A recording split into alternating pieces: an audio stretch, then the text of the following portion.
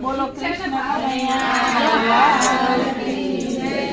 રામચંદ્ર ભગવાન કી જય। આખી દુનિયાના ભાગ આજે ખુલી જાશે